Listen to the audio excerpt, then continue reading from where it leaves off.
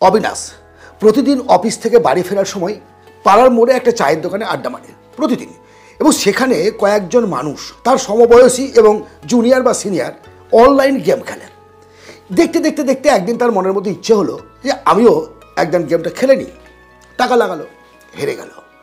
আর এক চান্স দেখি, আবার একবার দিল, হেরে গেল।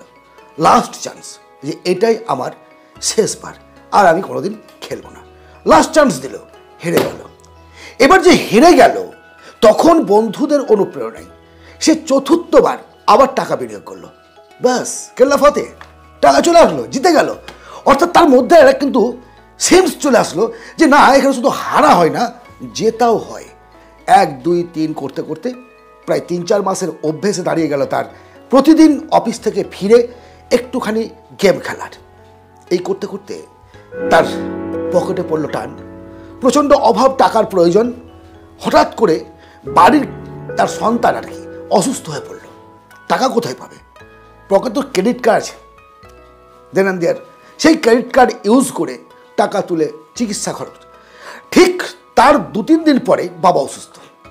এবার লোনের ওপর লোন, লোনের ওপর লোন, একটা ট্র্যাপ। এই যে অবিনাশের গল্প, এটা কিন্তু অবিনাশের গল্প নয়, এটা আমাদের অনেকের জীবনের গল্প। অ্যাকচুয়ালি লোন আমরা নেই কেন, বা ক্রেডিট কার্ড আমরা কেন ব্যবহার করি? কারণটা হচ্ছে সহজ সমাধান, তাই তো? লোন নিয়ে যেমন লাভ করা যায়, সবসময় খারাপ বলছি না, প্রত্যেকটা জিনিসের পজিটিভ এবং নেগেটিভ দিক আছে। লোন ভালো আবার খারাপ। লোন যদি আপনি ঠিকমতো ব্যবহার করতে পারেন ভালো, আর যদি ব্যবহার করতে না পারেন তো সেই জায়গায় লোন না নেওয়াই ভালো। আমি বলবো লোন নিচ্ছি কেন? ওই যে বললাম, সহজ সমাধান, আপনাকে টেনশন করতে হচ্ছে না, আপনি গেলেন লোন নিয়ে নিলেন। দ্বিতীয়ত, আমার পাড়ার কেউ একটা দামি কোনো জিনিস কিনে নিয়ে এসছেন, সে বাইক হোক, গাড়ি হোক, ফোন হোক, টিভি হোক। আমার বউ, আমার সন্তান, আমার পরিবার জেদ ধরল, আমি তার চেয়ে দামি ইএমআই কিনে নিয়ে চলে আসলাম। কারণ সমাজে একটা ইমপ্রেস করার তো দরকার আছে সমাজকে, যে তারা দেখবে, তারা আমাকে বলবে আমি একটা ধনী মানুষ। মানে পকেটে পয়সা থাকবে না থাক, ধনী দেখাতে হবে, show off. That is the middle class trap. এই ট্র্যাপে পড়েই আমরা কিন্তু লোন নিচ্ছি। শুধু কি এই জন্যই না, হঠাৎ চাকরি চলে গেল, আপনার বিভিন্ন কারণে, শারীরিক অসুস্থতা, মেয়ের বিয়ে, ছেলের বিয়ে, ছেলের শিক্ষার জন্য টাকা, বিভিন্ন কারণেই আমাদের লোন নিতে হয়। আরও একটা গুরুত্বপূর্ণ কারণ লোন নেওয়ার, সেটা হচ্ছে শিক্ষার অভাব, অর্থনৈতিক শিক্ষার অভাব। মানে লোন তো নেব, ইন্টারেস্ট দিতে হবে, ইএমআই, ইন্টারেস্ট, এবং আমার যে টোটাল টাকা পেমেন্ট করব, এই যে ক্যালকুলেশনটা, এটা আমরা ক্যালকুলেশন করি না, বা জানি না, বা বুঝি না, বা বোঝার চেষ্টাও করি না। নিলাম, এই তো কিস্তি লাগবে মাসে মাসে, এইটুকু তো কিস্তি লাগবে, সঙ্গে সঙ্গে আমরা লোন নিয়ে নিলাম এবং পরিশোধ করতে থাকলাম। কিন্তু যখন দেখছি সময়ের পর সময় চলে যাচ্ছে, তখন আর আমরা পেরে উঠছি না। যখন পেরে উঠছি না, তখন কি হচ্ছে, আমরা একটা ট্র্যাপের মধ্যে পড়ছি। কারণ একটা লোন অলরেডি চলছে লং টাইম ধরে, বড় টাকা ইন্টারেস্ট আমাকে দিতে হচ্ছে। এমার্জেন্সি আবার টাকার দরকার পড়লো, আবার লোন নিয়ে নিলাম। এটাই তো হয় লোনকে ট্র্যাপ। আমি কেন বলি, এর আগে অনেকগুলো ভিডিওতে আমি কিন্তু বলেছি যে লোন এক প্রকার ট্র্যাপ। তার কারণটা কি, ভাব কেন বলছি আমি? লোনের যেটা ইএমআই, আমরা দেখি তো যে মান্থলি এত টাকা ইএমআই, ক বছর টাকা দেবো, আপনি নিজে নিজে একবার হিসেব করুন। হিসেব করে দেখুন যে আপনি যে টাকাটা লোন নিয়েছেন, 1 লাখ, 2 লাখ, 5 লাখ যেটা নিয়েছেন, দেখবেন তার 2 গুণ বা 3 গুণ আপনাকে পরিশোধ করতে হচ্ছে মাসে মাসে, সুদ, ইএমআই ইত্যাদি দিয়ে। শুধুমাত্র তাই নয়, আপনি ক্রেডিট কার্ডের ফাঁদে এমনভাবে জড়াচ্ছেন। কেন বলুন তো? ক্রেডিট কার্ডে যদি আপনি মান্থলি প্রিমিয়াম দিতে না পারেন, মানে টাকা মাসের মধ্যে শেষ করতে না পারেন, শোধ করতে না পারেন, 30 থেকে 40% ইন্টারেস্ট দিতে হয়। 30 থেকে 40%, কল্পনা করতে পারবেন না কীভাবে ট্র্যাপে পড়ে যাচ্ছেন। মানে সহজে পাচ্ছি, গিলে নিলাম, দিয়ে সেই মানে একটা অজগর সাপ এক গরুকে ধরে ফেলেছে, গিলবে না, গিলতে পারছে না, উগলাতে পারছে। কী হলো, সাপও মরলো, গরুও মরলো। এই পরিস্থিতি কিন্তু অনেক সময় হয়ে যায়। লোন শোধ করতে পারছি না, জীবনটাকে একেবারে শেষ করে দিলাম, পালিয়ে গেলাম, সম্পত্তি দেউলিয়া হয়ে গেল, অথবা জেল খাটতে হচ্ছে, এই তো জীবন। এবার এই যে চাপটা আসছে, সেই চাপ কমানোর জন্য আরেক ঠাপে পড়লাম, আরেকজনের এজেন্টকে ধরলাম, ভাই একটা লোন দেয়, এই লোনটা শোধ করবো, লোন নিয়ে লোন শোধ। বুঝতে পারছেন তো? তাহলে কী হচ্ছে, আমি একটা র্যাট রেসের মধ্যে পড়ে গেলাম। একটা লোন নিচ্ছি, পরিশোধ করছি, একটা লোন নিচ্ছি, পরিশোধ করছি, একটা লোন নিচ্ছি, পরিশোধ করছি, একটা লোন নিচ্ছি। জীবনটা কোথায় যাচ্ছে? জাতা কলের মধ্যে পড়ে যাচ্ছেন আপনি, একটা ট্র্যাপের মধ্যে, ঘূর্ণাবর্তের মধ্যে পড়ে যাচ্ছেন। সন্তান যখন বড় হলো, যখন কৈফিয়ত চাইছে, আপনার দেওয়ার উত্তর কিছু নেই। তোর জন্য কি রেখেছি জানিস? রেখেছি এই যে লোনের বইটা। বাহ, চমৎকার গিফট। কেন লোন নিই এবং কিভাবে আমরা লোনের ফাঁদে পড়ি তা আশা করি আপনারা বুঝতে পেরেছেন। এখন কথা হলো, লোন কেন নিচ্ছি বুঝলাম স্যার, কীভাবে লোনের ফাঁদে পড়ে যাচ্ছি বুঝলাম, বেরিয়ে আসবো কী করে যাতে লোন নিতে না হয়, বা লোন পরিশোধ করব কীভাবে।